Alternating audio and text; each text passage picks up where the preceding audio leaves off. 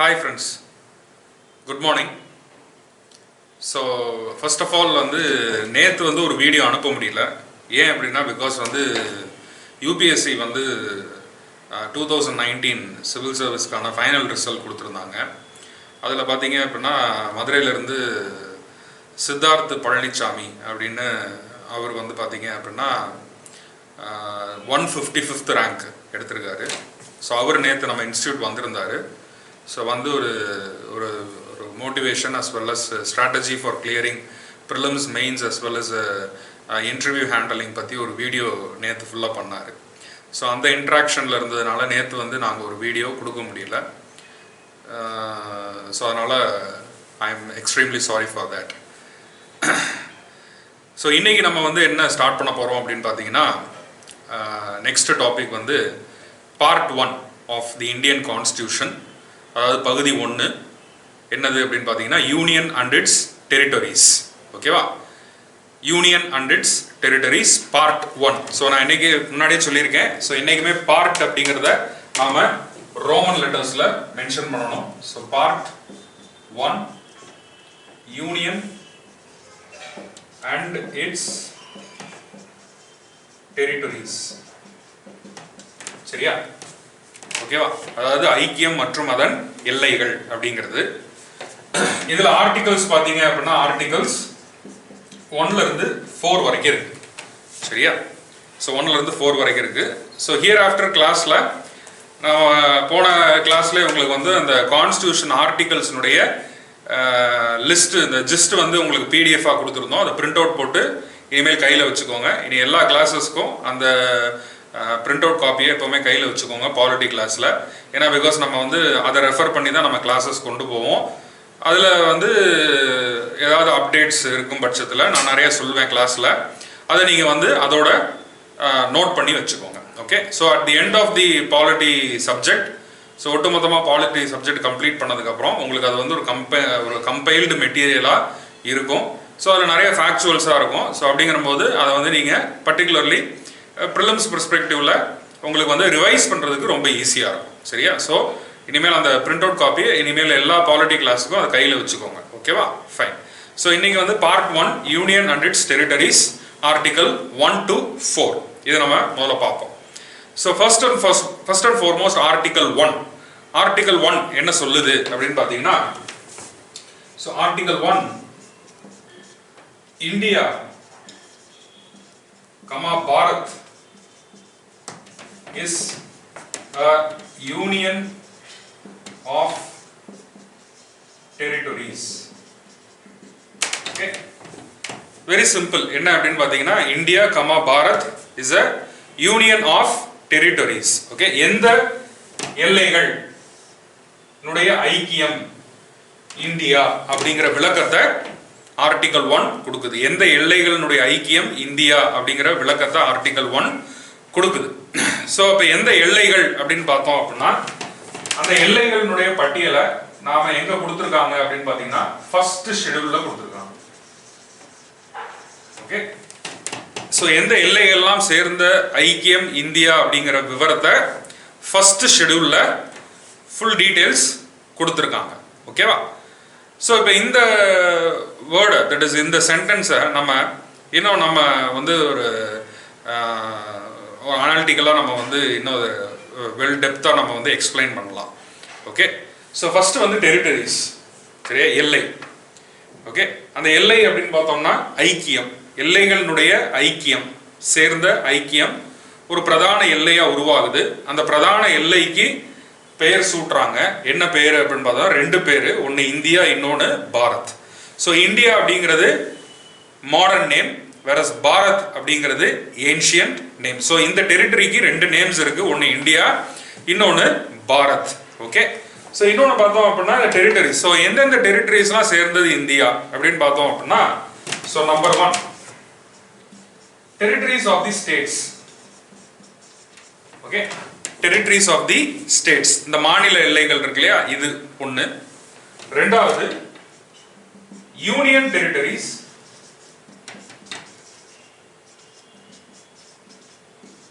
அதாவது யூனியன் பிரதேசங்கள், பாண்டிச்சேரி, டெல்லி, தாமன் தையூ, தத்ரா நாகர் ஹவேலி, ஓகே, அந்தமான், லக்ஷதீப் இந்த மாதிரி இருக்கக்கூடிய யூனியன் டெரிட்டரிஸும் இதில் உள்ளடங்குது.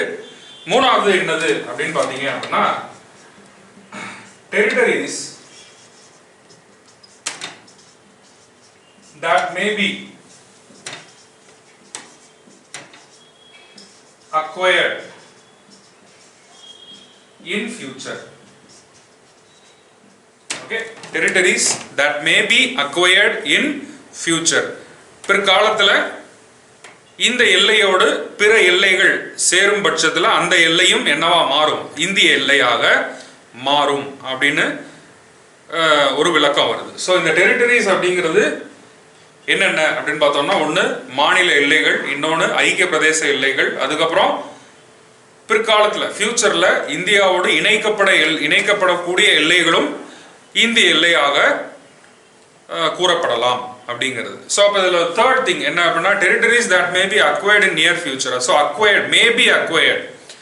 ஓகே, அப்போ மேபி அக்வயர்ட் அப்படின்னா உடனே நினச்சிடக்கூடாது போர் மூலமாக நம்ம இன்னொரு எல்லையை நம்ம உள்ள இணைக்கிறது அப்படின்னு இல்லை. பிகாஸ் நம்ம கான்ஸ்டியூஷனில் குறிப்பிட்டு சொல்லணும் அப்படின்னா ஆர்டிகல் 51 என்ன ஒரு கடமையை கொடுக்குது இந்த எல்லைக்கு அப்படின்னு பார்த்தோம்னா, பிற அந்நிய தேசத்து எல்லைகளோட ஒரு சமாதானமும் ஒரு ஹார்மனியும் மெயின்டைன் பண்ணணும் அப்படிங்கிறது தான் ஆர்டிகல் 51 சொல்லுது. ஸோ அந்த பட்சத்தில் நம்மளுடைய ஒரு அயல்நாட்டு கொள்கை, ஃபாரின் பாலிசி அப்படின்னு எடுத்துட்டோம்னா நம்மளோடது டிட்டரன்ஸ் பாலிசி கிடையாது, நம்மளோடது அட்டரன்ஸ் பாலிசி கிடையாது, நம்மளோடது டிட்டரன்ஸ் பாலிசி. நாம எந்த ஒரு நாட்டினுடன் போருக்கு போக மாட்டோம். அதே போல நம்ம நாட்டினுடன் எந்த நாடு போர் வந்தா நாம அதை தடுக்கும் பட்சத்துல நம்ம போருக்கு போவோம் இல்லையே, எந்த நாட்டினுடன் நேரடியாக எடுத்தவுடன் நாம் போருக்கு செல்ல மாட்டோம். ஓகே, அப்ப இதுல வந்து நம்ம கிளியர் கட்டா எப்படி அண்டர்ஸ்டாண்ட் பண்ணிக்கலாம் அப்படின்னா, ஒரு டிப்ளமேட்டிக் வேல தான் ஒரு டெரிட்டரியை உள்ள சேர்க்கிறதா நம்ம இந்த இடத்துல நாம அதை அண்டர்ஸ்டாண்ட் பண்ணிக்கலாம். ஓகேவா? சரி, ஃபைன். ஸோ இப்போ இந்த வாக்கியத்தில் பார்த்தீங்க அப்படின்னா ரொம்ப முக்கியமாக கருதப்படக்கூடிய ஒரு வேர்ட்ஸ் என்ன அப்படின்னா யூனியன் ஆஃப் டெரிட்டரிஸ். ஸோ எல்லைகள், சின்ன சின்ன எல்லைகளினுடைய ஐக்கியம் அப்படிங்கிறது தான் என்னது? இந்தியா. சரியா? ஸோ அப்போ இந்த இடத்துல இந்த யூனியன் ஆஃப் டெரிட்டரிஸ் அப்படிங்கிற இந்த வார்த்தை ஒரு வைடர் எக்ஸ்பிரஷன். அதாவது ரெண்டு இருக்கு, ஒன்று யூனியன் ஆஃப் டெரிட்டரிஸ், இன்னொன்று யூனியன் ஆஃப் இந்தியா. ஓகே, அப்போ யூனியன் ஆஃப் டெரிட்டரிஸ்னா இது எல்லாம் சேர்ந்தது union of territories. Union of India அப்படின்னு சொன்னாங்க அப்படின்னா அது வந்து ஒன்லி ஸ்டேட்ஸை மட்டும் தான் குறிப்பிடும். இதை மைண்ட்ல வச்சுக்கோங்க. ஓகேவா? Union of territories is a wider expression when compared to union of India. Union of territories அப்படின்னா states, union territories that may be acquired in near future. whereas union of India அப்படிங்கிற அந்த வார்த்தை வந்துச்சுன்னா அது எதை மட்டும் குறிப்பிடுது அப்படின்னா வெறும் மாநிலங்களை மட்டும் குறிப்பிடுது. ஒன்று. ஓகேவா? இன்னொன்று, இந்த இடத்துல நாம யூனியன்கிற வார்த்தை எதுக்கு பயன்படுத்தி இருக்கிறோம்? ஓகே, யூனியன் அப்படின்னா ஒரு ஒன்றியம், ஒற்றை அப்படின்னு அர்த்தம். ஓகே, ஸோ அப்போ ஒன்றியம், ஒற்றை அப்படின்னு அர்த்தம் அப்படின்னா அப்போ இங்கே என்ன ஒரு அரசாங்கமா அப்படின்னு ஒரு கேள்வி வரும். இல்லை, ஏன்னா நம்மளுடைய ஃபண்டமெண்டல் ஃபீச்சர், அடிப்படை தன்மை என்னது? ஃபெடரேஷன். ஓகே, கூட்டாட்சி, ஃபெடரேஷன். பட் ஃபெடரேஷன் அப்படின்னு எடுத்துட்டோம் அப்படின்னா கம்ப்ளீட் ஃபெடரேஷனா? ஓகே, முழுமையான கூட்டாட்சியா? ஃபெடரேஷன்னா என்ன அர்த்தம்? டிவிஷன் ஆஃப் பவர்ஸ், அதிகாரத்தை பிரித்து கொள்ளுதல். அப்ப இங்க சமமா ஈக்குவலா நம்ம அதிகாரத்தை பிரிச்சிருக்கிறோமா? இல்ல, இங்க நாம பின்பற்றக்கூடிய ஒரு ஃபீச்சர் என்னது? Federation with strong centre. Okay, கூட்டாட்சி தான். ஆனா அந்த கூட்டாட்சி தத்துவத்துல அதிகமான அதிகாரம் யாருக்கு? மத்திய அரசாங்கத்திற்கு தான். நான் சொல்றதுதான். சோ இங்க யூனியன் அப்படிங்கிற இந்த வார்த்தையை நாம எதுக்கு பயன்படுத்தி இருக்கிறோம் அப்படின்னா, மாநிலங்கள், மாநில எல்லைகள் எல்லாம் ஒன்றிணைந்து உருவானதுதான் இந்த பிரதான இந்தியா. ஓகே, அப்ப இந்த இடத்துல நம்ம யூனியனுக்கு பதிலாக ஃபெடரேஷன் அப்படிங்கிற வார்த்தையை நம்ம கொடுத்தோம் அப்படின்னா அப்ப என்ன ஆகும்? ஃபெடரேஷன் அப்படின்னா முதல்ல வந்து ஒரு அக்ரிமெண்ட் இருக்கணும். ஒவ்வொரு மாநிலத்திற்கும் என்னது? ஒவ்வொரு மாநிலங்களும் ஒன்றா நாங்க எல்லாம் இதுக்குள்ள சேர்றோம் அப்படின்னு என்ன பண்ணுவாங்க? ஒரு உடன்படிக்கையை ஏற்படுத்துவாங்க. அப்படி உடன்படிக்கை ஏற்பட்டா என்ன ஆகும்? ஒவ்வொரு மாநிலத்திற்கும் தன்னாட்சி அதிகாரம் வந்துடும்.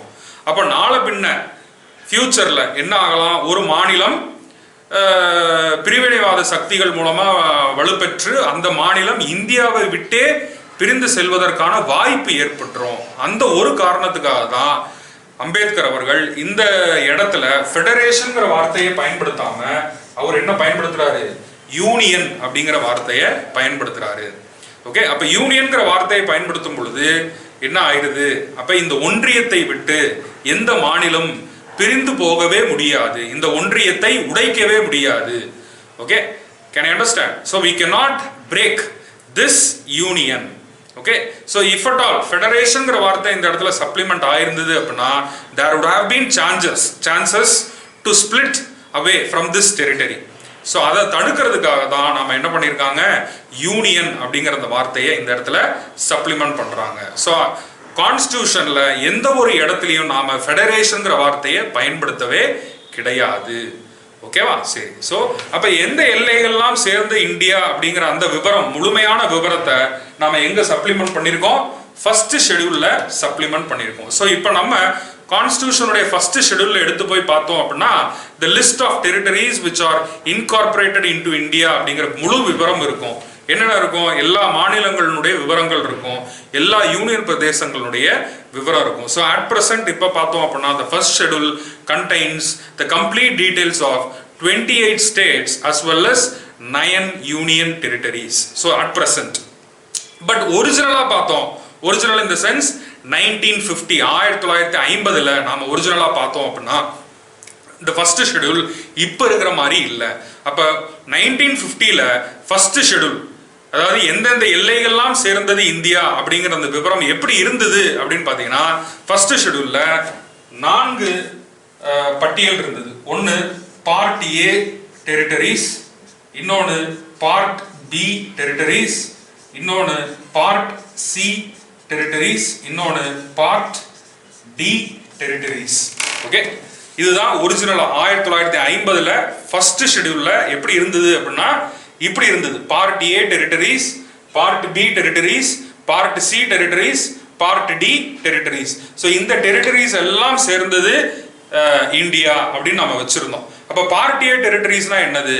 பார்ட் ஏ டெரிட்டரிஸ்ங்கிறது ஒன்றும் இல்லை, த எர்ஸ்ட் வைல், அதாவது முன்னாடி இருந்த ஆளுநர் மாகாணங்கள், அதாவது பிரிட்டிஷ் இந்தியா அப்படின்னு இருந்த ஆளுநர் மாகாணங்கள்.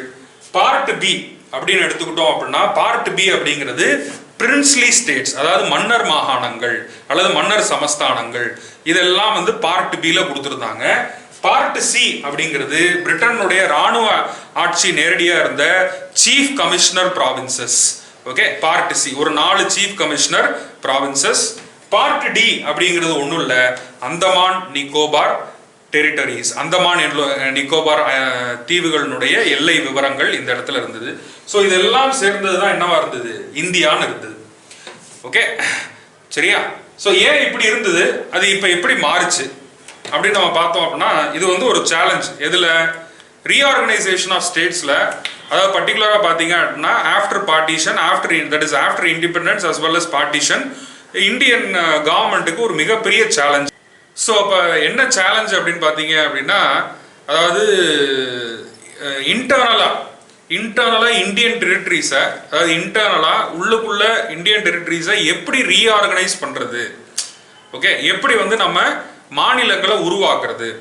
ஓகே, இது வரைக்கும் பிரிட்டிஷர்கள் அவங்களுடைய வசதிக்கு தகுந்த மாதிரியும் அவங்களுடைய நிர்வாகத்துக்கு தகுந்த மாதிரியும் அவங்க வந்து இந்தியன் டெரிட்டரிஸை வந்து அவங்க வந்து உள்ளுக்குள்ள இன்டர்னலாக வந்து அவங்க டிமார்க்கேட் பண்ணி அவங்க வசதிக்கு தகுந்த மாதிரி அவங்க வந்து நிர்வாகம் பண்ணிக்கிட்டு இருந்தாங்க.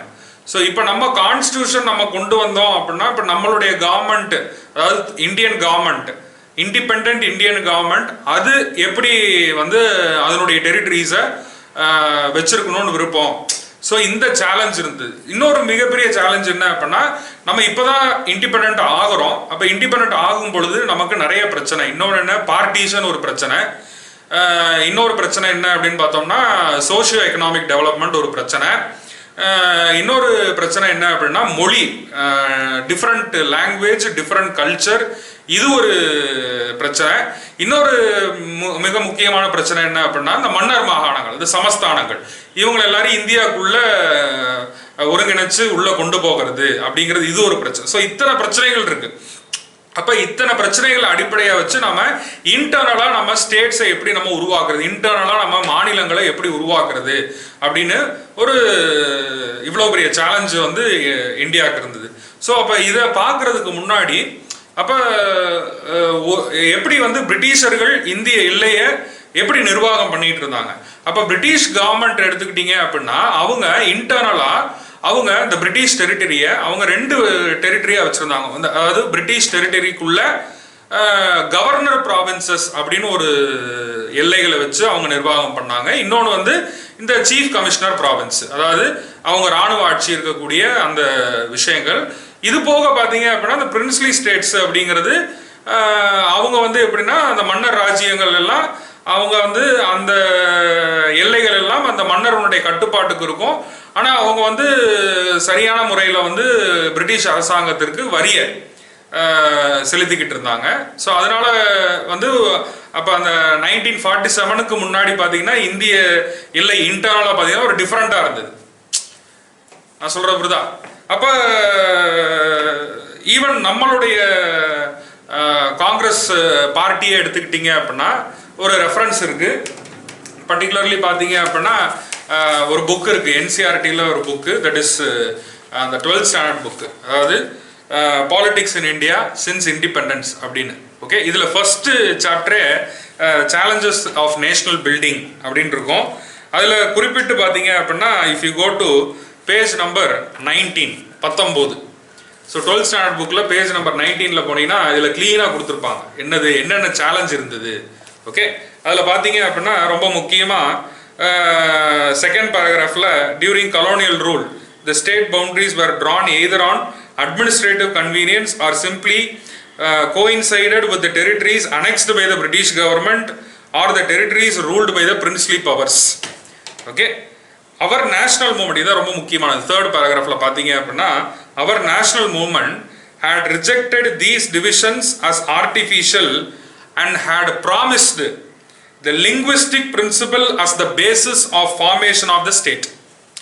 ஓகே, ஸோ நம்மளுடைய நேஷனல் மூமெண்ட், நம்மளுடைய தேசிய இயக்கமும் நம்ம சுதந்திரத்து சமயத்தில் நாம் வந்து என்ன உத்தரவாதம் கொடுத்துருந்தோம் அப்படின்னா பிரிட்டிஷர்கள் அவங்களுடைய நிர்வாக வசதிக்கு தகுந்த மாதிரி அவங்க பிரித்து வச்சிருந்ததை நம்ம ஃபாலோ பண்ண வேணாம், நாம் எதுக்கு போகலாம், மொழியின் தத்துவத்தை எடுத்து மொழியின் அடிப்படையில் நாம் நம்மளுடைய உட்புற எல்லைகளை நாம் வடிவமைச்சுக்குவோம்.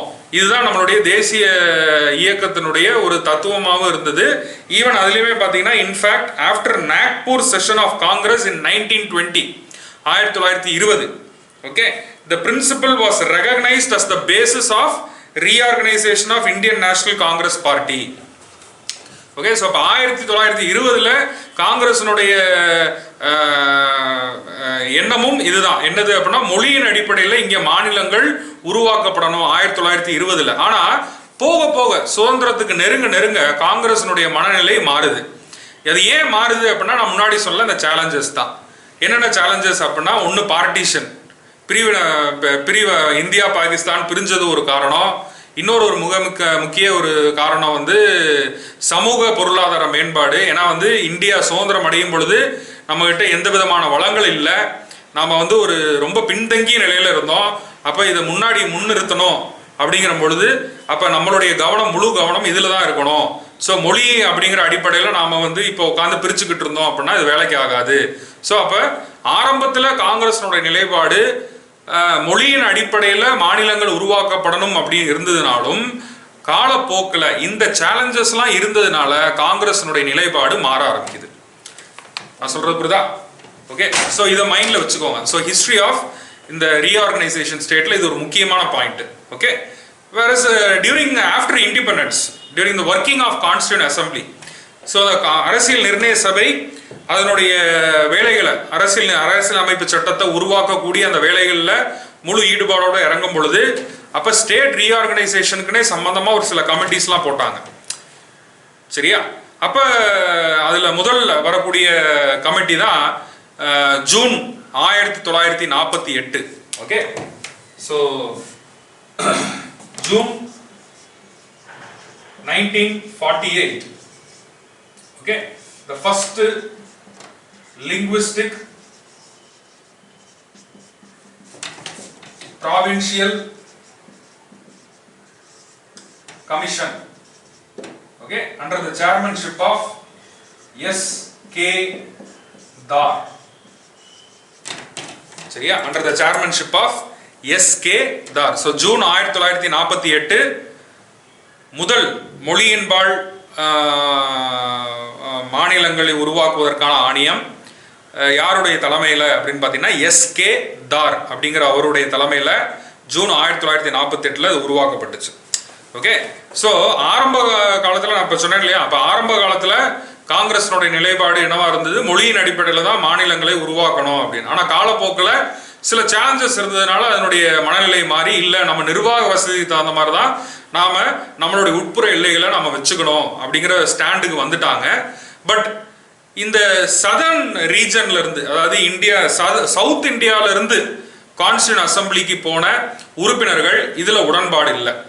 ஓகே, ஸோ அவங்க வந்து ஸ்ட்ராங் டிமாண்ட் என்ன அப்படின்னா, இல்லை மொழியின் அடிப்படையில் தான் மாநிலங்கள் உருவாக்கப்படணும் அப்படின்னு குறிப்பிட்டு சொல்லணும். அப்படின்னா சவுத்துல இருந்து போன உறுப்பினர்கள் இவங்களுடைய ஸ்ட்ராங் டிமாண்ட் இதுவாக தான் இருக்கு. வேற இப்போ நேரு எல்லாருமே பார்த்தீங்கன்னா அவரெல்லாம் மாறிட்டார். ஏன் அப்படின்னா அவருடைய கண்ணுக்கு முன்னாடி என்ன தெரியுது அப்படின்னா, இந்தியா அப்படிங்கிறது சுதந்திரம் அடைஞ்சாலும் இங்கே ஏகப்பட்ட பிரச்சனைகள் இருக்கு. அந்த பிரச்சனையை தான் நம்ம முழு கவனம் செலுத்தணும். அதுலேயும் முக்கியமாக மேம்பாடு, சமூக மேம்பாடு, பொருளாதார மேம்பாட்டுக்கு தான் நாம முழு கவனத்தை செலுத்தணும். நேஷனல் பில்டிங்க்கு நாம முழு கவனத்தை செலுத்தணும். இதுக்கு நம்ம கவனத்தை இந்த நேரத்தில் செலவழிக்க கூடாது, இது பின்னாடி பார்த்துக்கலாம். அதே போல இந்த மன்னர் சமஸ்தானங்கள் இந்த பிரச்சனை இருக்கு, அதனால இப்போதைக்கு வேண்டாம் அப்படின்னு நேரு அவருடைய மைண்ட்ல அவருடைய தாட் ப்ராசஸ் இப்படி இருக்கு. வேற சவுத்துல இருந்து போன மெம்பர்ஸ் தான் இல்லை ஸ்ட்ராங் டிமாண்ட், எங்களுக்கு மொழியின் அடிப்படையில் தான் மாநிலங்கள் வேணும். அப்ப இந்த பிரச்சனையை தீர்த்து வைக்கிறதுக்கு போடப்பட்ட கமிட்டி தான் இந்த committee. June 1948 the first linguistic provincial commission under the chairmanship of S.K. Dar. Okay, so S.K. Dar என்ன பண்றாரு, he goes and ரிவ்யூ பண்ணி என்ன பண்றாரு, டிசம்பர் 1948 ஓகே, ஸோ அவருடைய பரிந்துரையை சமர்ப்பிக்கிறார். So S.K. Dar submits his recommendation in front of the Constituent Assembly. அதில் அவர் கிளீனாக என்ன சொல்றாரு அப்படின்னா, லாங்குவேஜுங்கிற அடிப்படையில், மொழியின் அடிப்படையில் மாநிலங்கள் உருவாக்கப்பட மாட்டாது. ஓகே, நிர்வாக வசதிக்கு ஏற்பதான் இங்கே மாநிலங்கள் உருவாக்கப்பட வேண்டும் அப்படின்னு அவருடைய பரிந்துரையை சமர்ப்பிக்கிறாரு. அவர் சமர்ப்பிச்சாலும் திரும்ப தென் இந்தியாவிலிருந்து போன உறுப்பினர்கள் இதை ஏற்க மறுக்கிறாங்க. மீண்டும் கூச்சல் குழப்பம் ஏற்படுது. வேற வழியே இல்லாம திரும்ப டிசம்பர் 1948 இரண்டாவது commission, second linguistic provincial commission. So second linguistic provincial commission, இந்த கமிஷன்ல 3 பேர் தான் உறுப்பினரே, 3 மெம்பர்ஸ். யாரு? ஒன்னு ஜவஹர்லால் நேரு, ஜவஹர்லால் நேரு. இன்னொன்னு வல்லபாய் பட்டேல், வி வல்லபாய் பட்டேல். இன்னொன்னு P, okay, Pattabhi Sitaramayya. So இந்த 3 பேர் கொண்ட ஒரு குழு, அதுதான் என்னது அப்படின்னா second linguistic provincial commission. Okay, so அதனால sometimes this commission is addressed as JVP committee. Okay, so இந்த 3 பேருமே சமமான உறுப்பினர்கள் தான் ஒழிய இந்த குழுக்கு தலைவர்னு யாருமே கிடையாது. ஓகே, இந்த குழு எதுக்காக உருவாக்கப்பட்டுச்சு அப்படின்னா, நேரு எதுக்காக இந்த குழுவை உருவாக்குறாரு அப்படின்னு பார்த்தோம்னா, அதர் மெம்பர்ஸை கன்வின்ஸ் பண்றதுக்காக. நான் சொன்னேன் இல்லையா, நேருக்கு அந்த தாட் இருக்கு அப்படின்னு. ஸோ இந்த விஷயங்கள் எல்லாம் சக உறுப்பினர்கள்ல எந்தெந்த உறுப்பினர்கள் வந்து பிரச்சனை செய்யறாங்களோ அவங்கள கன்வின்ஸ் பண்றதுக்காக தான் போடப்பட்ட கமிட்டி தான் இந்த கமிட்டி, JVP கமிட்டி. ஸோ இவர் கன்வின்ஸ் பண்றதுக்கு கொஞ்சம் காலங்கள் ஆச்சு. ஸோ அது எப்போ முடிஞ்சது அப்படின்னு பார்த்தீங்கன்னா ஏப்ரல் 1949. ஸோ ஏப்ரல் 1949, சரியா? ஸோ ஏப்ரல் 1949 இந்த JVP கமிட்டி அவங்களுடைய பரிந்துரையை, ஏன்னா பிகாஸ் எல்லாரும் இல்லை, மெஜாரிட்டி ஆஃப் த மெம்பர்ஸை இப்போ கன்வின்ஸ் பண்ணிட்டாங்க. இல்லை நமக்கு இப்போ மொழி ஒரு பிரச்சனை கிடையாது, நமக்கு பிரச்சனையே வந்து சமூக பொருளாதார மேம்பாடு, இதுதான் ரொம்ப முக்கியமான பிரச்சனை. இதை தான் நம்ம இந்த பிரச்சனையை எதிர்கொள்வதற்கு தான் ஸோ ரைசிங் இந்தியா ஸோ நம்ம இதில் தான் முழு கவனம் செலுத்தணும். ஓகே, இன்டர்னலாக டெரிட்டரியை உருவாக்குறதுங்கிறது ஒரு பெரிய விஷயம் கிடையாது. நாளை பின்ன எப்போனாலும் நம்ம அதை பண்ணிக்கலாம் அப்படின்னு சொல்லி, ஏன்னா இன்டர்னலாக நம்ம லாங்குவேஜுங்கிற அடிப்படையில் நாம் ஸ்டேட்ஸை கிரியேட் பண்ணோம், மாநிலங்களை உருவாக்கணும், ரீஆர்கனைஸ் பண்ணோம் அப்படின்னா நாளை பின்ன இதுவே ஒரு பிரிவினைவாத சக்தியாக மாறுறதுக்கு வாய்ப்பு ஏற்படும். இந்தியாங்கிறது டிஸ்இன்டிகிரேட் ஆயிரும். ஓகே, ஸோ அப்படின்னு அவர் ஃபுல்லாக கன்வின்ஸ் பண்ணி ஏப்ரல் 1949 ஒரு முடிவுக்கு வந்துடுறாங்க. என்ன அப்படின்னா, எஸ், இன்டர்னலா states has to be reorganised on the basis of administrative convenience only. நிர்வாக வசதிக்கு தகுந்த மாதிரி தான் உட்புறத்தில் மாநிலங்களை உருவாக்க வேண்டும் என்று ஒரு முடிவுக்கு வராங்க. ஓகேவா? ஸோ முடிவுக்கு வந்தாலும் ஸோ அப்போ இது அவங்க திரும்ப ரீஆர்கனைஸ் பண்ணணும்னு அவசியம் இல்லை இல்லையா? ஏன்னா ஆல்ரெடியே பிரிட்டிஷ்காரங்க அப்படிதான் பண்ணி வச்சிருக்காங்க. ஓகே, நிர்வாக வசதிக்கு தகுந்த மாதிரி தான் அவங்க பார்ட் ஏங்கிறது ஆளுநர் மாகாணம், பார்ட் பி அப்படிங்கிறது மன்னர் மாகாணங்கள், பார்ட் சி அப்படிங்கிறது chief commissioner province, part D அப்படிங்கிறது Andaman Nicobar province. Okay, so அதனால இப்போ இதுக்குன்னு நம்ம தனியாக உட்காந்து கவனத்தை செலுத்த தேவையில்லை.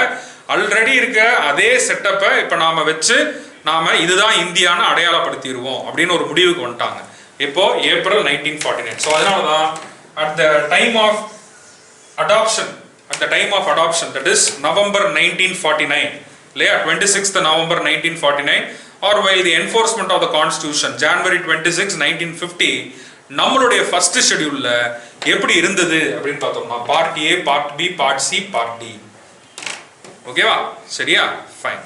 ஸோ அப்போ இப்படி இருந்தபோது அப்போ ஒன்ஸ் அடுத்து நம்ம இன்டரிம் கவர்மெண்ட் பார்த்தீங்க அப்படின்னா 1952 வரைக்கும் இருந்தது. 1952 தான் பொது தேர்தல் நடந்து முதல் அரசாங்கம் உருவாகுது. Okay, after the first general election 1952 first government உருவாகுது. ஸோ அப்போ இது இப்போ நேருனுடைய இப்போ இந்த மாறின மனநிலை மொழியின் முன்னாடி 1920 காலத்தில் மொழியின் அடிப்படையில் மாநிலங்கள் உருவாக்கப்பட வேண்டும் ஆரம்பத்தில் காங்கிரஸினுடைய தத்துவமாக இருந்தது. காலப்போக்கில் சுதந்திர நேரத்தில் வேற மாதிரி மாறினது. ஸோ 1952 எலெக்ஷன்லாம் முடிஞ்சு இப்போ இந்திய அரசாங்கம் முழு கவனம் சமூக பொருளாதார மேம்பாட்டை நோக்கி செல்லும் பொழுது அப்போ சில மக்கள், அதை குறிப்பிட்டு சொல்லணும்னா தென்ன இந்தியாவை சேர்ந்த மக்களுக்கு இது ஒரு அதிருப்தியாக இருந்தது. ஸோ மொழியின் அடிப்படையில் மாநிலங்கள் உருவாகும் நினச்சிக்கிட்டு இருந்தோமே, உருவாகலையே அப்படின்னு அவங்களுக்கு ஒரு அதிருப்தி இருந்தது. ஸோ அந்த அதிருப்தியின் வெளிப்பாட்டா 1953, அதுவும் குறிப்பிட்டு சொல்லணும்னா அக்டோபர் 1953. ஓகே, ஏன்னா பிகாஸ் இந்த அதிருப்தி அங்கங்க சில இடத்துல போராட்டங்களா கிளர்ச்சிகளா இருந்தது. அக்டோபர் 1953 குண்டூர், ஆந்திராவில் இருக்கக்கூடிய குண்டூர், அங்க பொட்டி ஸ்ரீராமுலு அப்படிங்கிற ஒரு நபர் சாகும் வரை உண்ணாவிரதம் அப்படின்னு போட்டு ஒரு கோரிக்கையை வைக்கிறார். என்ன கோரிக்கை அப்படின்னா, நிர்வாக வசதிக்கு ஏற்ப மாநிலங்கள் வேண்டாம், எங்களுக்கு மொழியின் அடிப்படையில் தான் மாநிலங்கள் வேண்டும் அப்படின்னு ஒரு ஸ்ட்ராங்கான கோரிக்கையை முன் வச்சு அவர் என்ன பண்றாரு, ஒரு சாகும் வரை உண்ணாவிரதம் அப்படின்னு உட்காந்துடுறாரு. ஓகே, ஸோ இந்த உண்ணாவிரதம் அப்படிங்கிறது ஒரு வெப்பன். ஸோ ஃபாஸ்ட் அப்படிங்கிறது it was a weapon used by Gandhiji for his ahimsa. Okay, so அஹிம்சை முறையில் போராடுறது அப்படிங்கிற போது உண்ணாவிரதத்தை அவர் ஒரு வெப்பனா காந்திஜி அவர் தான் முதல் முறையாக முன்மொழிஞ்சுக்கிறாரு. அதில் அவர் நிறைய தடவை வெற்றியும் அடைஞ்சிருக்காரு. ஆனால் அவர் என்னைக்கும் அவரோட உயிரை மாய்த்தது கிடையாது இல்லையா, சொல்றது தான். வரஸ் ஆஃப்டர் இண்டிபெண்டன்ஸு, ஸோ இந்த பொட்டி ஸ்ரீராமுலு அப்படிங்கிறவர் அவரும் ஒரு காந்தியவாதி, he was also a Gandhian. But அவர் ஒரு ஃபாஸ்ட் அன்டில் டெத்து அப்படின்னு உட்காரும் பொழுது 56th டே 56 நாள் உண்ணாவிரதம் இறந்து போயிடுறார். ஓகே, அப்போ இறந்து போனோடனே எல்லாருக்கும் தாங்க முடியல, எல்லாருக்கும் கொந்தளிப்பாகி மிகப்பெரிய அளவில் போராட்டங்கள், மிகப்பெரிய அளவில் கிளர்ச்சி ஏற்படுது. அப்போ இது நேரு அரசாங்கத்திற்கு ஒரு மிகப்பெரிய ஒரு கரும்புள்ளியாக வருது. அப்போ வேற வழி இல்லாமல் நேரு என்ன பண்ணிடுறாரு, அவருடைய நிலையை மாற்றிக்கிறார். என்ன நிலை அப்படின்னா, ஓகே, நிர்வாக வசதிக்கு ஏற்ப இப்போ மாநிலம் வேண்டாம், மொழியின் அடிப்படையில் மாநிலமாக நாம் உருவாக்குவோம் அப்படின்னு ஒரு உத்தரவாதம் கொடுத்து அதுக்கு ஆந்திரா மாநிலம் முன் உதாரணம் அப்படின்னு அவர் அறிவிச்சிடுறார். ஸோ அக்டோபர் 1953 அது குறிப்பிட்டு சொல்லணும்னா இந்த பொட்டி ஸ்ரீராமுலு அவருடைய இறப்புக்கு அப்புறம் உருவாக்கப்பட்ட முதல் மாநிலம், மொழியின் அடிப்படையில் உருவாக்கப்பட்ட முதல் மாநிலம் தான் ஆந்திர பிரதேஷ். ஓகேவா? ஸோ ஆந்திர பிரதேஷ் உருவானதுக்கு அப்புறம் இப்போ ஒன்ஸ் ஆந்திர பிரதேஷ் மொழியின் அடிப்படையில் ஒரு மாநிலமாக உருவானதுக்கு அப்புறம் பிற பகுதியை சேர்ந்த அனைவரும் இப்போ அவங்களும் என்ன பண்ணுறாங்க, எங்களுக்கும் மொழியின் அடிப்படையில் மாநிலங்கள் உருவாக்கப்படணும் அப்படின்னு அவங்களும் கோரிக்கை வச்ச உடனே வேற வழி இல்லாமல் இப்போ ஸ்டேட் ரீஆர்கனைசேஷன் கமிஷன் அப்படின்னே தனியாக இந்தியன் கவர்மெண்ட் ஒன்று கான்ஸ்டிடியூட் பண்ணாங்க. ஓகே, அதுதான் எஸ்ஆர்சி, ஸ்டேட்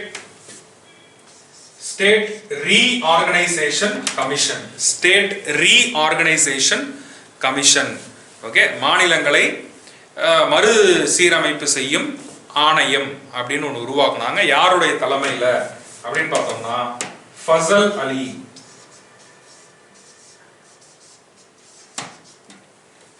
அலி அப்படிங்கிறவருடைய தலைமையில் இந்த கமிஷனை உருவாக்குனாங்க. ஓகேவா? ஸோ உருவாக்குனதுக்கு அப்புறம் இதில் அதர் மெம்பர்ஸ் அப்படின்னு பார்த்தோம் அப்படின்னா KM பணிக்கர். ஓகே, அடுத்து HN குன்ஸ்ரு. ஒன்று KM பணிக்கர், இன்னொன்று HN குன்ஸ்ரு. ஓகேவா? ஸோ மொத்தம் 3 பேர். ஸோ இதில் சேர்மன் வந்து ஃபசல் அலி. அதனால தான் சம்டைம்ஸ் இதை வந்து ஃபசல் அலி கமிஷன் அப்படின்னு கூட சொல்லுவோம்.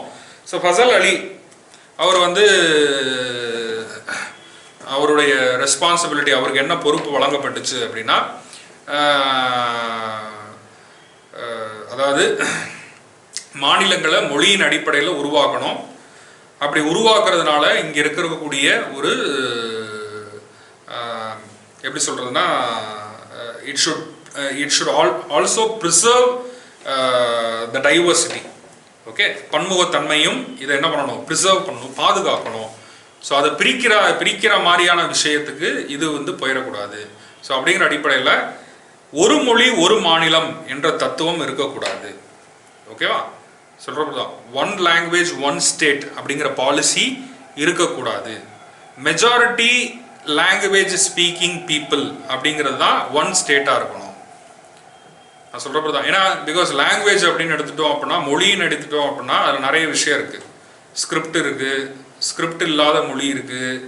அதுலேயுமே ஒவ்வொரு மொழியில் எடுத்துக்கிட்டோம் அப்படின்னா டயலெக்ட்ஸ்ன்னு இருக்குது. இப்போ நம்ம தமிழ்லேயே எடுத்துக்கிட்டோம் அப்படின்னா, தமிழ் வந்து ஒரு கிளாசிக்கல் லாங்குவேஜ், ஸ்கிரிப்ட் இருக்குது, கிராமர் இருக்குது.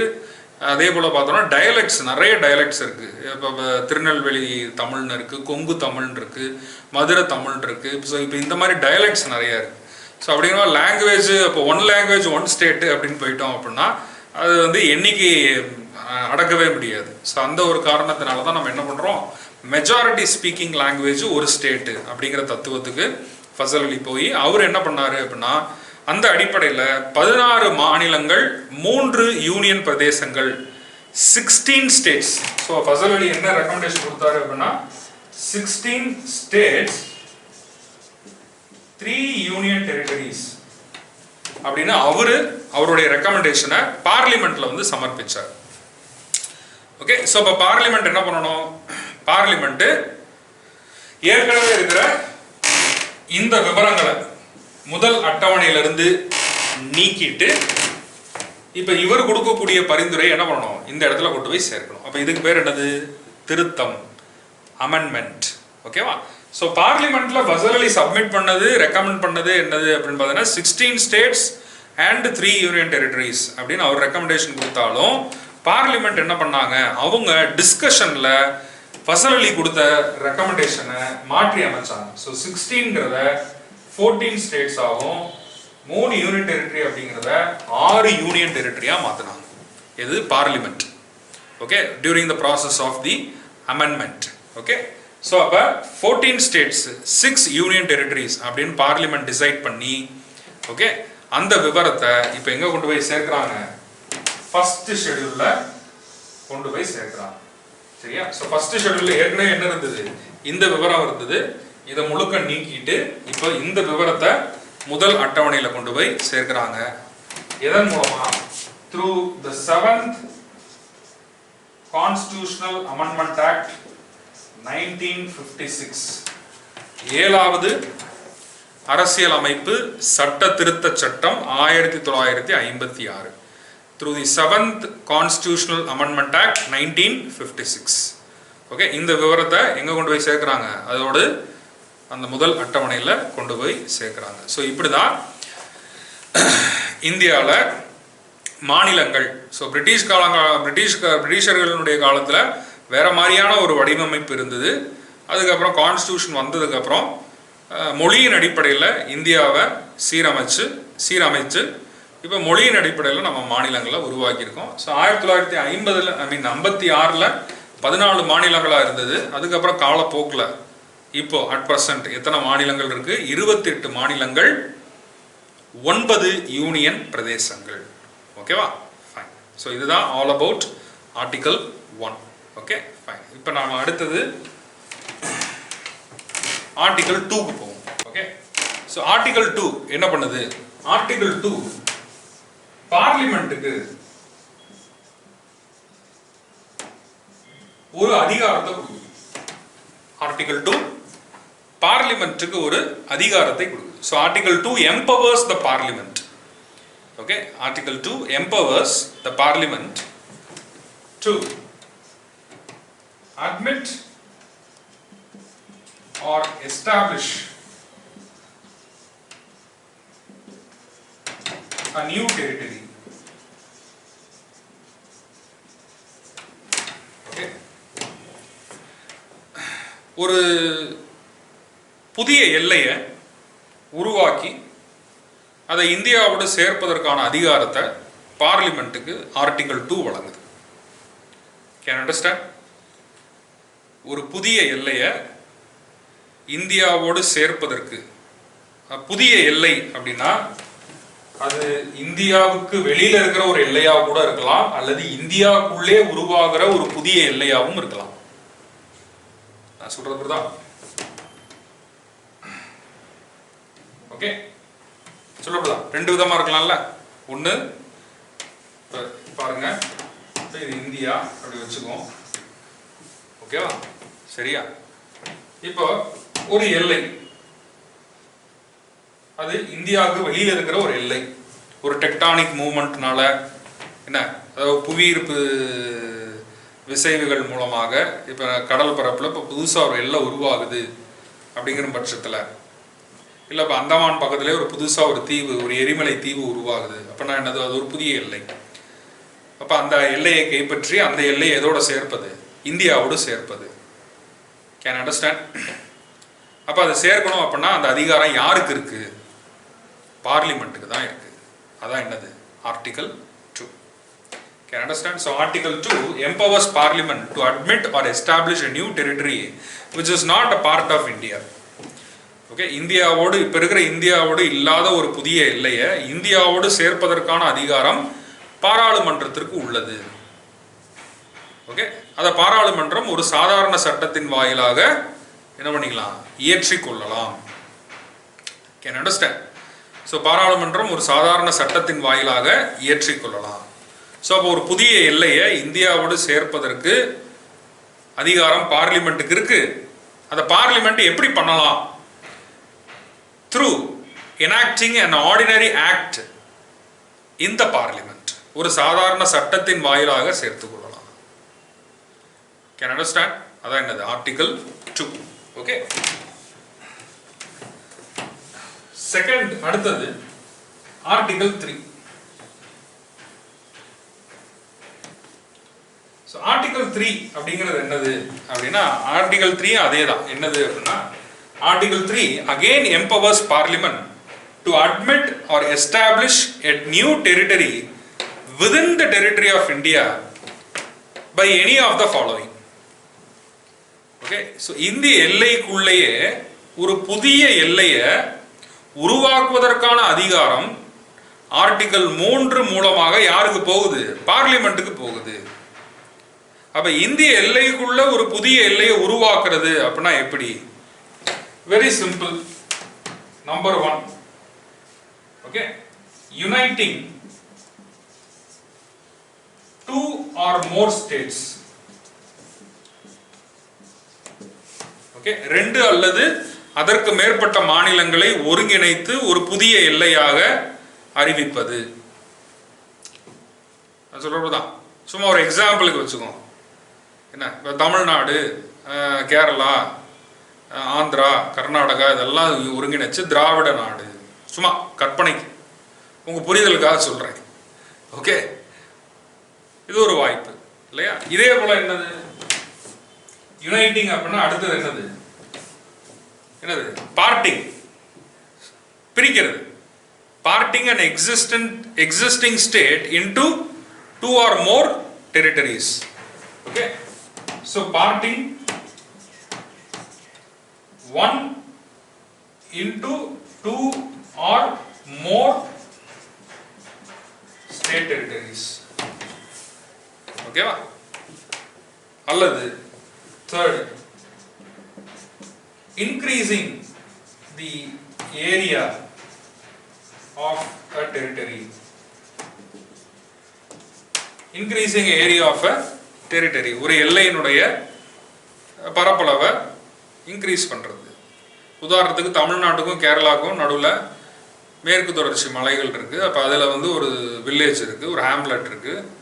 பட் அந்த ஹேம்லெட்டுக்கு வந்து எல்லா ரிசோர்ஸஸும் இங்கிருந்து தான் போகுது. பட் அட்மினிஸ்ட்ரேஷன் வந்து கேரளா வச்சிருக்கிறாங்க.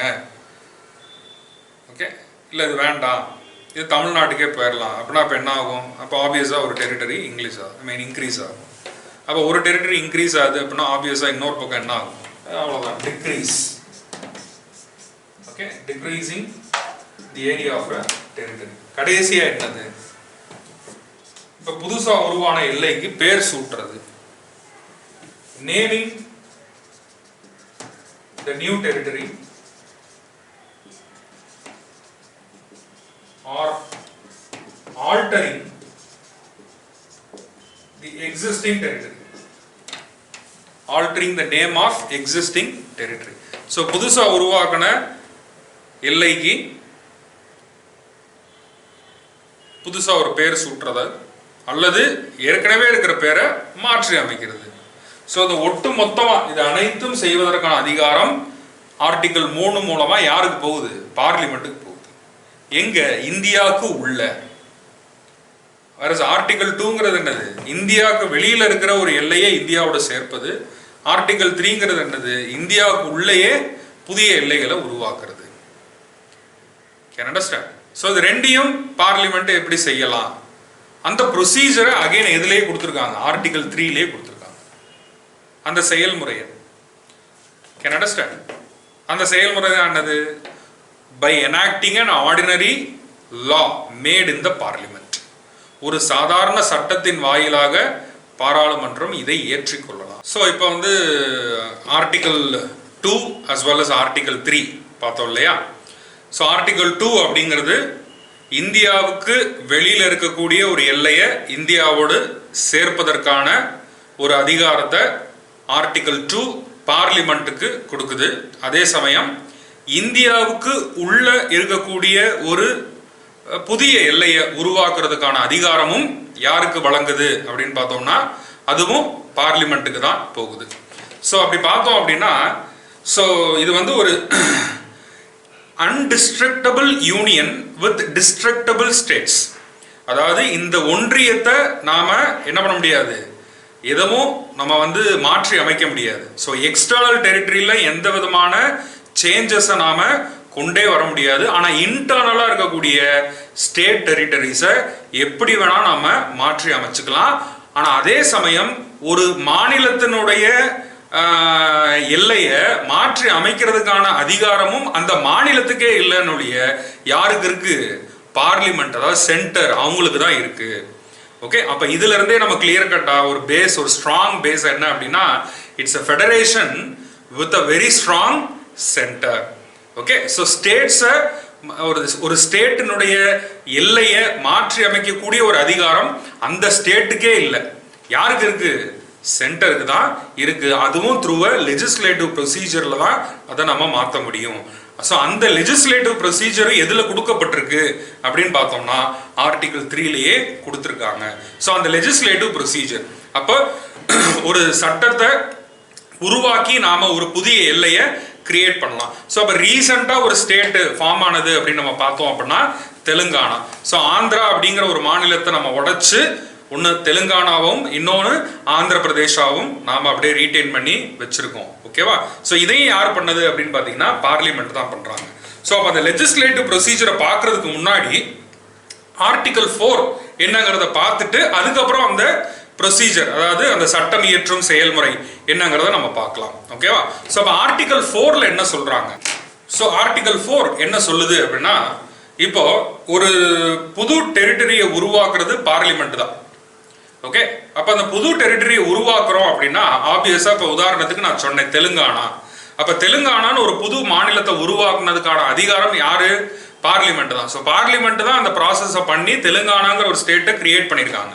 அப்போ அந்த தெலுங்கானாங்கிற அந்த நியூ ஸ்டேட்டினுடைய இன்ஃபர்மேஷனை நாம எங்க கொண்டு போய் சேர்க்கணும்? எந்த இடத்துல கொண்டு போய் சேர்க்கணும்? ஃபர்ஸ்ட் ஷெடியூல்ல தெலுங்கானா பத்தின இன்ஃபர்மேஷனை நம்ம ஃபர்ஸ்ட் ஷெடியூல்ல ஆட் பண்ணணும். அதே சமயம் இப்ப தெலுங்கானான்னு ஒரு ஸ்டேட் உருவாயிருக்கும் பொழுது அப்ப ஆல்ரெடி இருந்த ஆந்திரா அப்படிங்கிற ஸ்டேட் என்ன இருக்கு? பைஃபர்கேட் ஆயிருக்கு.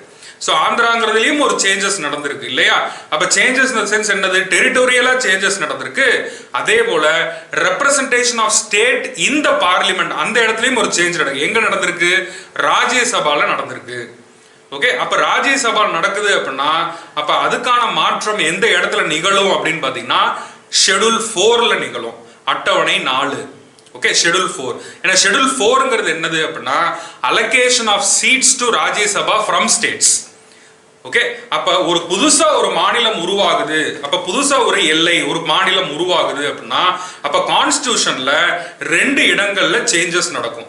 ஒன்னு ஃபர்ஸ்ட் ஷெட்யூல், இன்னொன்னு எது? Schedule number 4. ஓகே, ஃபர்ஸ்ட் ஷெட்யூல்ங்கிறது list of names of territories, whereas schedule 4ங்கிறது the allocation of seats to Rajya Sabha from the states. ஓகேவா? அப்ப இந்த சேஞ்ச் நகர்னா அதுக்கு பேர் என்னது? அமெண்ட்மெண்ட் இல்லையா? பட் ஆனா ஆர்டிகல் 4 என்ன சொல்லுது? இப்ப நம்ம கான்ஸ்டிடியூஷன் அமெண்ட் பண்ணணும் அப்படின்னா நம்ம என்ன செய்யணும்? ஆர்டிகல் 368ல கொடுத்திருக்கிற கான்ஸ்டிடியூஷனல் அமெண்ட்மெண்ட் ப்ராசஸை ஃபாலோ பண்ணி ஒரு கான்ஸ்டிடியூஷனல் அமெண்ட்மெண்ட் ஆக்ட் மூலமா தான் கான்ஸ்டிடியூஷனை சேஞ்ச் பண்ணணும். ஞாபகம் இருக்கா?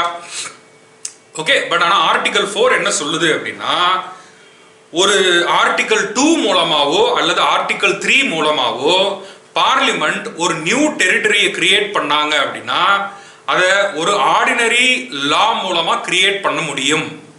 அந்த ஆர்டினரி லாவை வச்சுக்கிட்டே கான்ஸ்டிடியூஷன்ல இருக்கக்கூடிய இன்ஃபர்மேஷனை என்ன பண்ணிக்கலாம்? சேஞ்ச் பண்ணிக்கலாம். இதுக்குன்னு தனியா 368ல கொடுத்திருக்கிற கான்ஸ்டிடியூஷனல் அமெண்ட்மெண்ட் ப்ரொசீஜரை ஃபாலோ பண்ணணுங்கிற அவசியம் கிடையாது அப்படின்னு ஆர்டிகல் 4 சொல்லுது. ஓகே, ஏன்? எதனால? அப்ப லாஜிக் என்ன இதுக்கு பின்னாடி? பிகாஸ் இங்க கான்ஸ்டிடியூஷன்ல அமெண்ட் பண்றதுக்கு நாம என்ன ப்ரொசீஜரை கடைபிடிக்கிறோம்? நான் முன்னாடியே சோர்சஸ் ஆஃப் கான்ஸ்டிடியூஷன் நடத்தும் போதே சொன்னேன். இங்க கான்ஸ்டிடியூஷன் அமெண்ட் பண்றதுக்கு நாம செப்பரேட்டா ஒரு தனியான ஒரு செயல்முறை நாம கடைபிடிக்கல. ஏன்னா ஒரு சட்டத்தை உருவாக்குறதுக்கு என்ன செயல்முறை இருக்கோ அதே செயல்முறையை வச்சுதான் நம்ம என்ன பண்றோம்? கான்ஸ்டிடியூஷனையும் அமெண்ட் பண்றோம் இல்லையா? பிகாஸ் சேம் ப்ரொசீஜர் தான். பட் அதுல சின்ன சின்ன ஒரு சேஞ்சஸ் இருக்குன்னு இல்லையா? மற்ற ப்ரிடாமினண்டா பார்த்தா ஒரு லாவை கிரியேட் பண்றதுக்கு என்ன ப்ரொசீஜரோ அதே மெத்தடாலஜி அதே ப்ரொசீஜரை வச்சுட்டு தான் கான்ஸ்டிடியூஷனை சேஞ்ச் பண்றோம். ஸோ அப்போ ஒரு புதுசா ஒரு டெரிட்டரி உருவாக்குறதுக்கு என்ன தேவைப்படுது? ஒரு ஆர்டினரி ஆக்ட் தேவைப்படுது. அப்போ அது என்னது? ஒரு ப்ராசஸ். ஒன்ஸ் அந்த ஆர்டினரி ஆக்டை கிரியேட் பண்ணதுக்கு அப்புறம் திரும்ப ஆர்டிகல் 368ல கொடுத்திருக்கிற திரும்ப இதே லெஜிஸ்லேட்டிவ் ப்ரொசீஜரை கடைபிடிச்சு இன்னொரு ஒரு சட்டம் தேவையில்லை. அப்ப இந்த ஆர்டினரி ஆக்டை வச்சுக்கிட்டே இதே ஒரு எவிடன்ஸா வச்சுக்கிட்டே நம்ம என்ன பண்ணலாம்? கான்ஸ்டிடியூஷன்ல ஃபர்ஸ்ட் ஷெட்யூல் அண்ட் ஃபோர்த் ஷெட்யூல நாம சேஞ்ச் பண்ணிக்கலாம். ஸோ இதுக்குன்னு தனியா கான்ஸ்டிடியூஷனல் அமெண்ட்மெண்ட் ப்ரொசீஜரை ஃபாலோ பண்ணணுங்கிற அவசியம் கிடையாது அப்படிங்கிறது தான் ஆர்டிகல் 4 சொல்லுது. Okay, so any amendment into the constitution pertaining to article 2 and article 3 shall not fall under the purview of article 368. இது ஒரு கான்ஸ்டிடியூஷனல் அமெண்ட்மெண்ட் ஆக்ட் நாம கருத தேவையில்லை. அதுதான் ஆர்டிகல் 4 சொல்லுது. ஓகேவா? சோ இப்போ ஃபாஸ்ட் ரிவிஷன். ஆர்டிகல் 1ங்கிறது என்னது? ஆர்டிகல் 1ங்கிறது India comma Bharat is a union of territories. So எல்லைகள் கொண்ட ஒரு ஒன்றியம் தான் இந்தியா. அந்த எல்லைகளினுடைய விவரம் எங்க இருக்கு? ஷெட்யூல் 1ல இருக்கு. Article 2.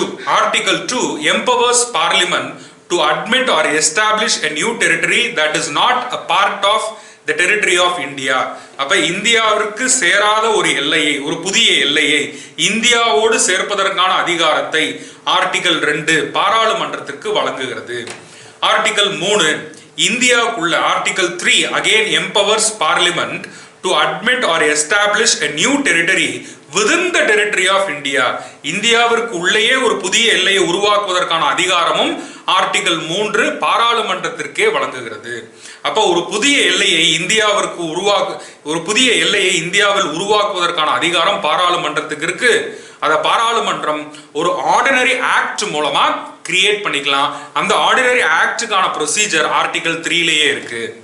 ஆர்டிகல் 4 ஸோ அப்போ ஒரு நியூ டெரிட்டரியை உருவாக்கும் பட்சத்தில் அப்போ கான்ஸ்டியூஷனில் ஷெடியூல் 1ம் ஷெடியூல் 4லையும் சில ஆல்ட்ரேஷன் நடக்குது. அப்போ அந்த ஆல்ட்ரேஷனுக்கு ஒரு கான்ஸ்டியூஷனல் அமெண்ட்மெண்ட் ப்ரொசீஜர் ஃபாலோ பண்ண தேவையில்லை. எப்படி இந்த ஒரு ஆர்டினரி ஆக்ட் மூலமா ஒரு நியூ டெரிட்டரி எஸ்டாப்ளிஷ் பண்ணியிருக்கோமோ அந்த ஆர்டினரி ஆக்டை வச்சுக்கிட்டே நாம ஷெடியூல் 1யும் ஷெடியூல் 4யும் சேஞ்ச் பண்ணிக்கலாம், ஆல்டர் பண்ணிக்கலாம். இதுக்குன்னு செப்பரேட்டா ஒரு கான்ஸ்டியூஷனல் ப்ரொசீஜரை ஃபாலோ பண்ணணுங்கிற அவசியம் இல்லை. இதுதான் ஆர்டிகல் 4. ஓகேவா? ஸோ இப்போ ஆர்டிகல் 2லையும் ஆர்டிகல் 3லையும் கொடுத்துருக்கிற அந்த ordinary legislation process for admitting or establishing a new territory or altering the name of the existing territory or naming a new territory, இது எல்லாத்துக்கும் ஒரே ப்ரொசீஜர் தான். அது ஆர்டிகல் 3ல இருக்கு. அந்த ப்ரொசீஜரை தான் இப்போ நம்ம பார்க்க போறோம். ஓகே, ஸோ அப்போ தெலுங்கானா உருவாகிறதுக்கு முன்னாடி என்ன நடந்திருக்கும்? ஓகே, சரியா? ஸோ ஆர்டிகல் 3ல கிளியரா சொல்றாங்க, a new territory can be established through an ordinary act of parliament. ஒரு சாதாரண சட்டத்தின் வாயிலாக ஒரு புதிய எல்லையை பாராளுமன்றம் உருவாக்கி கொள்ள முடியும். அந்த சாதாரண சட்டத்தினுடைய செயல்முறை என்ன? இப்போ அதுதான் நம்ம பார்க்க போறோம். with respect to establishment of new territory. ஓகேவா? ஸோ அப்போ ஆர்டிகல் 3ல கொடுத்துருக்கிற அந்த ஆர்டினரி லெஜிஸ்லேஷன் ப்ராசஸ் என்ன? ஓகே, ஸோ அப்போ பார்லிமெண்ட் அப்படின்னு எடுத்துட்டோம்னா ஏற்கனவே நம்ம பார்த்துருக்கோம். பார்லிமெண்ட்ல இருக்கிறவங்க எல்லாரையும் நம்ம கூப்பிடுறது members of parliament, MP. But ஆனால் ஸ்டேட்டஸை வந்து அந்த இடத்துல 2 பேர் இருக்கிறாங்க. ஒன்று மினிஸ்டர்ஸ், இன்னொன்று மினிஸ்டருங்கிற ஸ்டேட்டஸே இல்லாத மெம்பர்ஸ். அவங்கள தான் நம்ம பிரைவேட் மெம்பர்ஸ் அப்படின்னு நம்ம கூப்பிடுறோம் இல்லையா? ஓகேவா? ஸோ அப்போ எஸ்டாப்ளிஷ்மெண்ட் ஆஃப் நியூ டெரிட்டரிக்கு ஃபர்ஸ்ட் அந்த பில் மசோதா. ஓகேவா? சரியா? எந்த எல்லையெல்லாம் சேர்ந்து ஒரு புதிய எல்லை அப்படிங்கிற ஒரு பர்டிகுலர்ஸ் கொண்ட ஒரு டிராஃப்ட், ஒரு வரைவு, அதை தான் நம்ம என்னன்னு சொல்றோம், ஒரு பில் அப்படின்னு நம்ம சொல்றோம். இங்க வந்து இது ஆர்டினரி லெஜிஸ்லேஷன் ப்ராசஸ். ஸோ அதனால இந்த பில்லை நம்ம என்ன கேட்டகரைஸ் பண்றோம், இதை ஒரு ஆர்டினரி பில் அப்படின்னு நம்ம கேட்டகரைஸ் பண்றோம். ஓகே, அப்ப இந்த ஆர்டினரி பில்லுக்கு ஆர்டிகல் 3ல கொடுத்திருக்கிற கண்டிஷன்ஸ் என்ன? Okay, with pertaining to establishment of new territory, ஒரு புதிய எல்லையை உருவாக்குவதற்கான சாதாரண மசோதாவிற்கு என்னென்ன தகுதிகள் வேண்டும்ங்கிறத ஆர்டிகல் 3ல கொடுத்திருக்காங்க.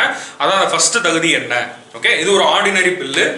இந்த பில்ல ஒரு மெம்பர், தட் இஸ் ஒரு பிரைவேட் மெம்பரும் இன்ட்ரடியூஸ் பண்ணலாம், அதே சமயம் ஒரு மினிஸ்டரும் இன்ட்ரடியூஸ் பண்ணலாம்.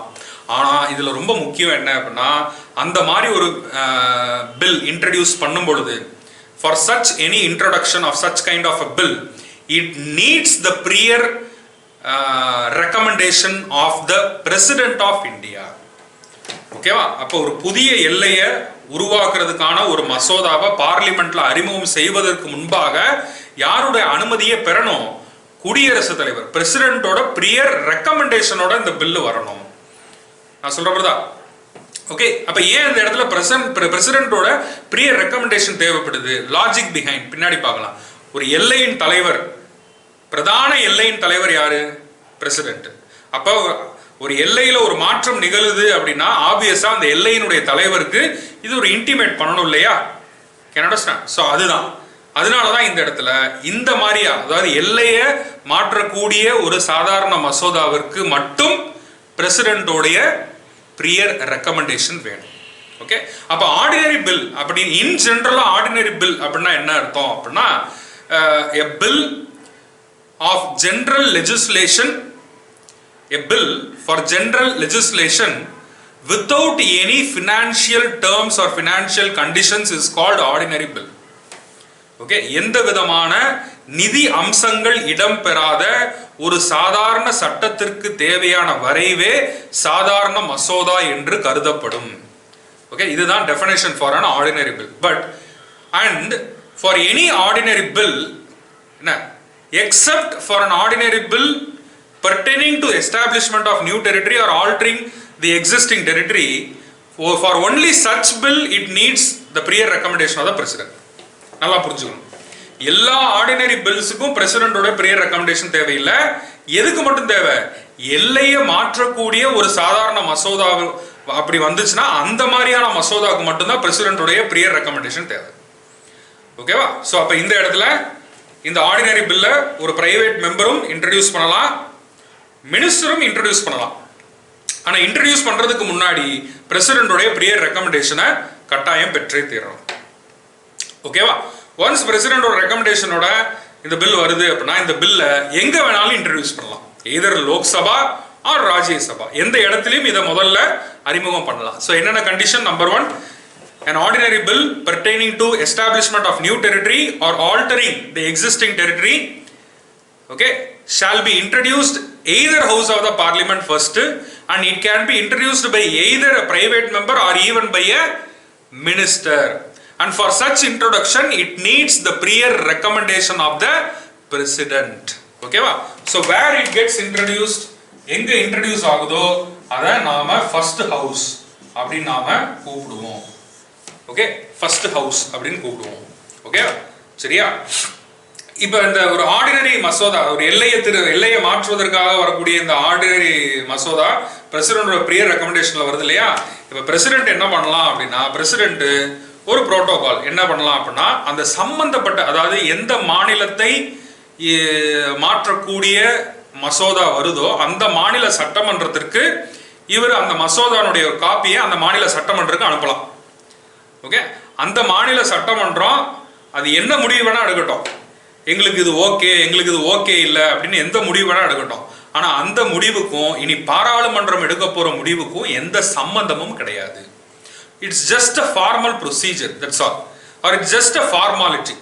ஓகே, ஸோ இப்போ ஒரு எம்பி வந்து இப்போ அவருடைய ஸ்டேட்டை பைஃபர்கேட் பண்ணணும், ஓகே அப்படின்னு சொல்லிட்டு ஒரு பில்லை தயாரித்து அதை பிரசிடென்ட்டோட பிரியர் ரெக்கமெண்டேஷனுக்காக கொண்டு வந்து பிரசிடென்ட்டை கொடுத்தாருன்னா பிரசிடென்ட் உடனே அதை காப்பி எடுத்து அவர் எந்த ஸ்டேட்லேருந்து வந்தாரோ அந்த ஸ்டேட் லெஜிஸ்லேச்சர் கொடுப்பாரு. ஆப்வியஸாக அந்த ஸ்டேட் லெஜிஸ்லேச்சரில் அது சம்பந்தப்பட்ட விவாதம் நடக்கும், அவங்க ஒரு முடிவு எடுப்பாங்க. ஓகே, சொல்லப்படுது அந்த முடிவுக்கும் இனி அடுத்து பார்லிமெண்ட் எடுக்க போகிற முடிவுக்கும் எந்த சம்பந்தமும் கிடையாது. ஓகேவா? Because according to the provisions of the constitution, the decision taken by the parliament is ultimate, is final, is conclusive. ஓகேவா? சொல்றதுதான். ஸோ ஸ்டேட் லெஜிஸ்லேச்சர் இது சம்பந்தமாக எடுக்கக்கூடிய முடிவு எந்த விதமான இதுவுமே பிரச்சனையும் பண்ணாது. ஆனால் பார்லிமெண்ட் எடுக்கக்கூடிய முடிவு தான் ஃபைனல். ஓகே, இதை ஞாபகம் வச்சுக்கோங்க. ஓகேவா? சரி. ஸோ எங்கே இது இன்ட்ரடியூஸ் ஆகுதோ அதுதான் இப்போ என்னது? முதல் அவை. ஓகே, ஒன்ஸ் முதல் அவைக்கு வந்ததுக்கு அப்புறம் என்ன ஆகும்? டிஸ்கஷன். சும்மா நான் இப்போதைக்கு மேலோட்டமாக தான் நடத்துறேன். நான் ஏற்கனவே சொன்னேன், லெஜிஸ்லேட்டிவ் ப்ரொசீஜர்னு பார்லிமெண்ட் போகும்போது இன்னும் ஃபர்தராக டீட்டெயிலாக நடக்கிறேன். ஓகே, இப்போதைக்கு நம்ம மேலோட்டமாக தான் பார்க்குறோம். ஓகேவா? ஸோ டிஸ்கஷன் முடிஞ்சதுக்கு அப்புறம் என்ன பண்ணுவாங்க? மெஜாரிட்டி, பெரும்பான்மை. அப்போ இந்த இடத்துல என்ன மெஜாரிட்டி, என்ன பெரும்பான்மை? ஆர்டினரி பில்லுக்கு என்னைக்குமே மெஜாரிட்டின்னு பார்த்தீங்கன்னா சிம்பிள் மெஜாரிட்டி தான், சாதாரண பெரும்பான்மை. Okay, for any ordinary bill the majority அப்படின்னு பார்த்தீங்க அப்படின்னா சிம்பிள் மெஜாரிட்டி தான். ஒன் சிம்பிள் மெஜாரிட்டியோட இங்கே பாஸ் ஆயிடுது அப்படின்னா now the bill will be sent to எது? Second house. ஞாபகம் இருக்கா? ஓகேவா? செகண்ட் ஹவுஸ் என்ன பண்ணுவோம்? செகண்ட் ஹவுஸ், பிகாஸ் நம்ம முன்னாடியே சொன்னோம், legislative procedure is identical to both the houses. ஓகேவா? ஸோ ஒரு அவையில் என்ன செயல்முறையை கடைபிடித்து ஒரு முடிவுக்கு வந்தாங்களோ அதே செயல்முறை தான் ரெண்டாவது அவையும் கடைபிடிக்கணும். அப்போ ரெண்டாவது அவை ஒரு 4 விதமான முடிவுகளில் ஏதேனும் ஒரு முடிவுக்கு வரலாம். So the second house can end up, sorry, the second house May end up into a decision out of any of the 4 alternatives. Okay, அப்போ முதல் ஆல்டர்னேட்டிவ் என்னது? இவங்களும் அதே மாதிரியான ஒரு செயல்முறையை கடைபிடித்து இவங்களும் என்ன பண்ணலாம்? அதை நிறைவேற்றலாம். ஆர் அல்லது என்ன பண்ணலாம்? ரெண்டாவது ஆல்டர்னேட்டிவ் ஒட்டு மொத்தமாக நிராகரிக்கலாம், ரிஜெக்ட் பண்ணலாம். ஆர் என்ன பண்ணலாம்? சேஞ்சஸ், இவங்க நிறைவேற்றினதில் இவங்க என்ன பண்ணலாம்? சேஞ்சஸ் பண்ணலாம் இல்லையா? ஆர் ஃபைனலாக என்ன பண்ணலாம்? no action. எந்த விதமான நடவடிக்கையும் எடுக்காமல் இருக்கலாம். So the second house may end up into any one out of the 4 alternatives. Okay, so if the bill gets passed in both the houses, இங்கேயும் yes இங்கேயும் yes அப்படினா மட்டும் தான் now the bill will be sent to whom? To the president for his final என்னது assent, அவருடைய இறுதி ஒப்பந்தத்துக்கு இறுதி ஒப்புதலுக்கு யாருக்கு அனுப்பப்படும்? பிரசிடென்ட்டுக்கு அனுப்பப்படும். ஓகேவா? In case if the second house ends up with any of the 3, in case if the second house rejects, or in case if the second house makes certain changes and such changes is not accepted by the first house, or in case if the second house does not take any action for a period of 6 months, then this situation is called as another deadlock or difference of opinion, கருத்து வேறுபாடு. Okay, சரியா? அப்ப இந்த மாதிரி கருத்து வேறுபாடு எதுல? ஒரு ஆர்டினரி பில்ல நடக்கும் பட்சத்துல அப்ப இத குடியரசுத் தலைவர் என்ன பண்ணுவாரு? ஆர்டிகல் 108 பயன்படுத்தி என்ன பண்ணுவாரு?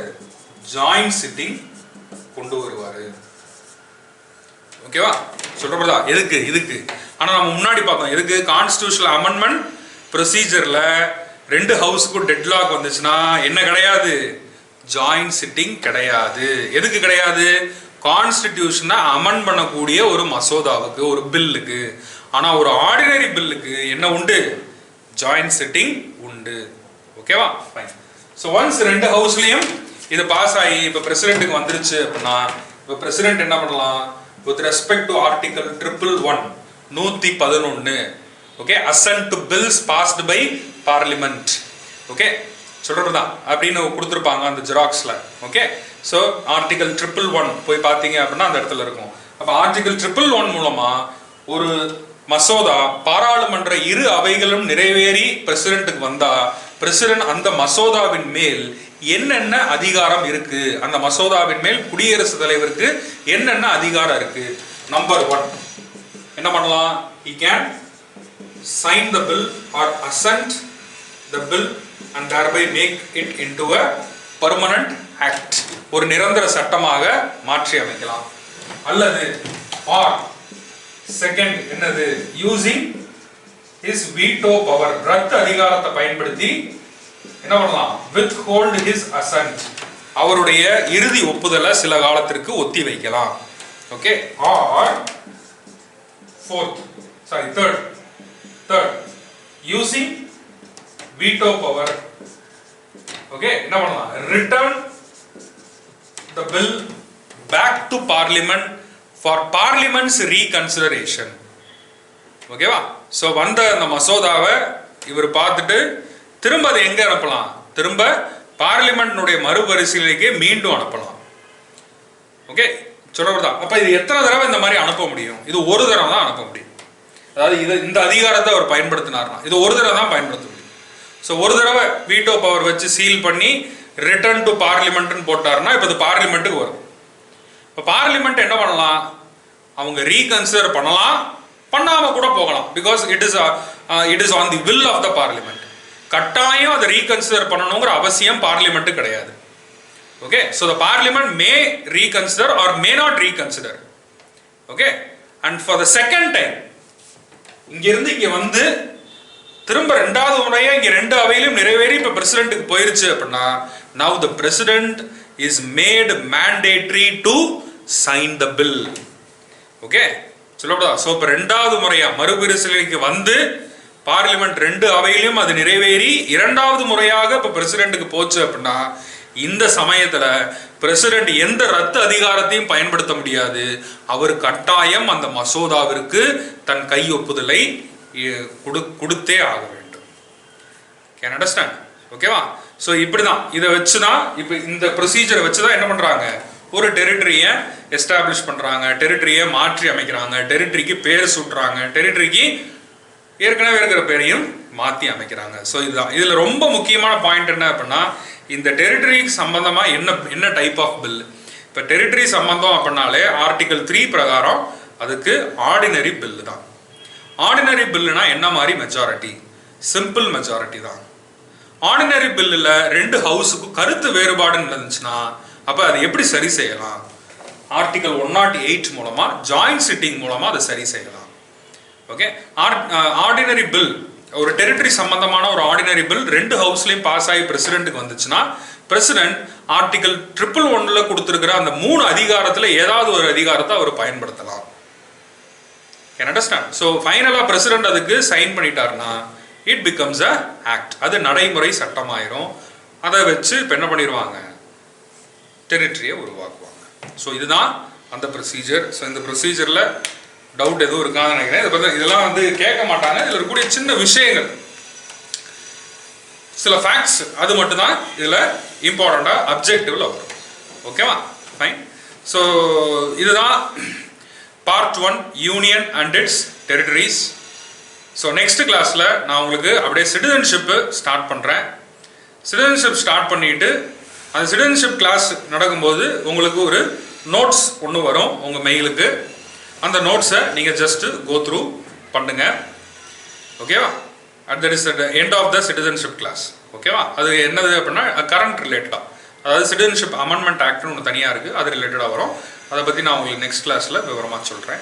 ஸோ அதை பார்த்து முடிச்சதுக்கப்புறம் நெக்ஸ்ட் நம்ம டைரெக்டாக ஃபண்டமெண்டல் ரைட்ஸ்குள்ளே போயிடலாம். ஓகேவா? ஸோ இதை நீங்கள் ஒரு தடவை பாருங்கள். பார்த்துட்டு உங்களுக்கு ஏதாவது டவுட்ஸ் இருந்தது அப்படின்னா என் நம்பருக்கு கால் பண்ணுங்கள். 8695959500. So thank you.